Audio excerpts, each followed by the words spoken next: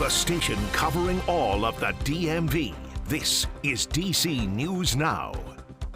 It is 8 o'clock on this Wednesday. Good morning, DMV. We're kicking off your morning with a live look over the Tidal Basin. You can see it's foggy out there, people, so be careful when you're out on the roads. The good news is, though, the cherry blossoms have reached stage 2 of peak bloom. Jackie was saying, like, they've actually progressed pretty quickly from stage 1 to stage 2. So, anyway, thanks for joining us. I'm Toza Fakile in for Tanaya. Good morning, Jim. Corey James. Shanika is keeping an eye on the commute for you this morning. We're going to check in with her in just a moment for you. But let's start things off with Jackie, who is monitoring some rain, also some visibility out there for folks. Kind of a dreary Wednesday. Yeah, we're tracking the foggy start to your Wednesday. More rain will be on the way, though. That will fill its way in across our area later on this afternoon. Visibility out there this morning, we are seeing a lot of 1s and 0s on this map, which is not the best, especially as you're heading out this morning.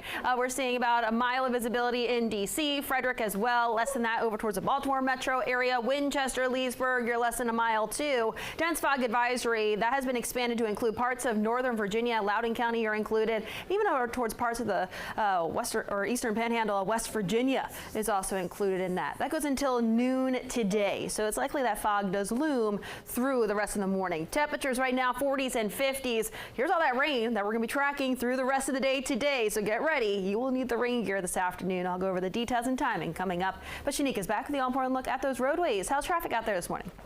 All right, we're going to head to northern Virginia. Here is 495 heading both north and southbound. You still are seeing some delays, mostly on the outer loop side, and that's right near Lewinsville Road. But look at all that red and all that congestion you're dealing with. Heading both north and south, you will see some problems. Now, back over to the Leesburg area, Chantilly, off of 28, right near Darrell Green Boulevard. Do expect some delays right between the Dulles Toll Road and Ox Road. 95 is looking a lot better heading southbound out of Maryland.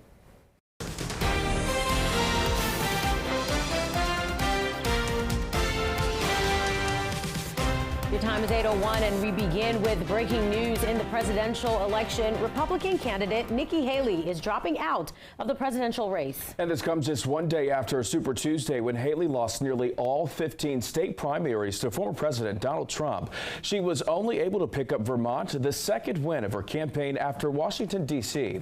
Now, Haley, the former governor of South Carolina, is expected to speak in Charleston around 10 o'clock this morning. This leaves former President Trump to stand alone as the final Republican candidate. It also solidifies his matchup against President Biden in November. Meantime, President Biden swept all 15 states for the Democratic nomination yesterday. Former President Trump won the majority of states for the Republican nomination, including Virginia. With Trump and Biden left as the last two big candidates standing, Democrats and Republicans are expressing the importance of the next several months.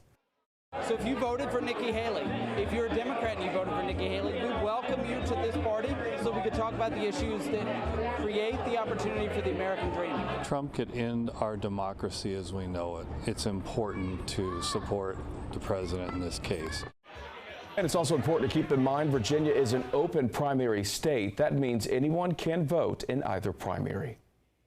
And former President Trump and President Biden gained big wins across the country. Both won states like California and Texas with lots of delegates. Now, with Haley expected to drop out, that Biden-Trump rematch in November is what we'll see. So here's what the delegate count stands this morning. According to the AP, President Biden has almost 1,280 delegates. He needs 1,968 to be the Democratic presidential nominee. Trump has 870 delegates. He needs 1,215 to be his party's nominee.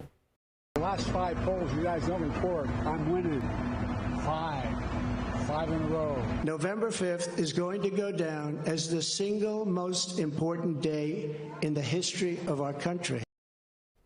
Biden lost U.S. territory, American Samoa, to an unknown candidate, Jason Palmer. Time right now is 8:03 on this Wednesday morning. Happening today, Fairfax Connector workers who are part of the union are expected to vote on a tentative deal that was made last night to end the nearly 2-week strike. Now, according to the union, workers have been on strike because of unfair labor practices committed by the transportation company Transdev.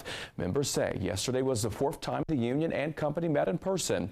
The union is hoping members will approve the agreement. We have people that's in the hospital that's got sick, and one guy just came up to me a minute ago and said that he wanted to go over to Kaiser, and Kaiser said your health insurance has been suspended.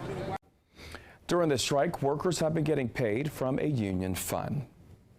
A new expansive crime bill passed with everyone voting in the D.C. City Council last night.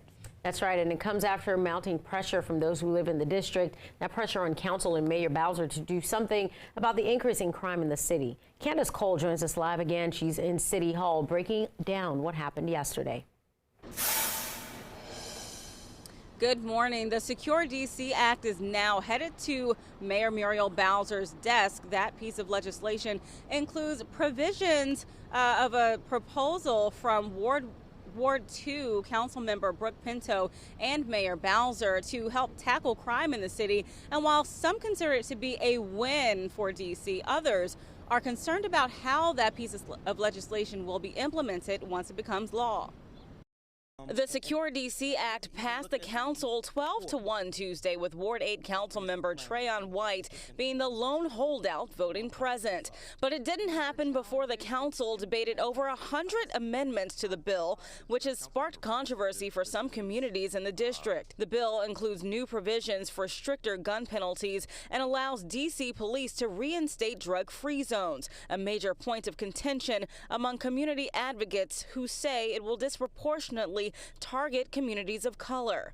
One of the amendments includes giving investigators permission to collect DNA from people charged with a violent crime. The DNA is supposed to be destroyed if the person is found not guilty. That passed 10-3, but concerns still linger over the possible ramifications. And another amendment introduced by Councilmember White creates buffers against abuse of power by police in the district. When asked whether or not passage of the Secure D.C. Act was a move in the right direction, Melissa Wasser, policy counsel for the ACLU, says it's too soon to tell. You know, it's hard to say until we can see what this is implemented and what it looks like. I mean, I think what we have been, talking about and what residents have been saying is, yes, we're worried about crime, but they're also worried about abuse of power, and they deserve to be safe from both crime and abuse of power by the police.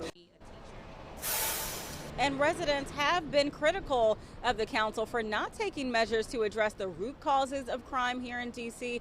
Once Mayor Bowser signs the Secure D.C. Act, it will become law and effective immediately. Reporting live in Northwest, Candace Cole, D.C. News Now.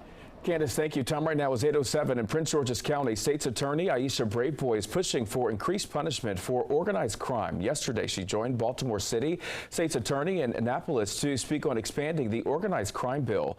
Now, Braveboy says the rise in carjacking should be covered by this bill. She is pushing for everyone involved in an auto theft to be held accountable. This also includes chop shops buying stolen parts. The bill is currently being discussed by a Maryland General Assembly committee. New this morning, Montgomery County Executive Mark Elrich withdrawing his nomination for the county's next fire chief. That is according to the Washington Post. In November, Elrich nominated Charles Bailey, a 30-year veteran of the county fire department. Yesterday, a spokesperson for Elrich released a statement saying, quote, "Following consultation with members of the county council, a pathway forward was not deemed feasible." Now, according to the Post, Montgomery County's Career Firefighters Union opposed the nomination back in December, saying they would be, quote, working with the county council to make sure they have all of the information to make an informed decision. Bailey would have been the county's first black fire chief. And over in Prince George's County, they're cracking down on unlicensed businesses in the area starting this month. County inspectors will be out in the community raising awareness. They'll also educate people on how to make their businesses legally compliant, focusing on those neighborhoods with the highest complaint rates. Non-compliant businesses will be given a grace period to become compliant before the county begins issuing fines.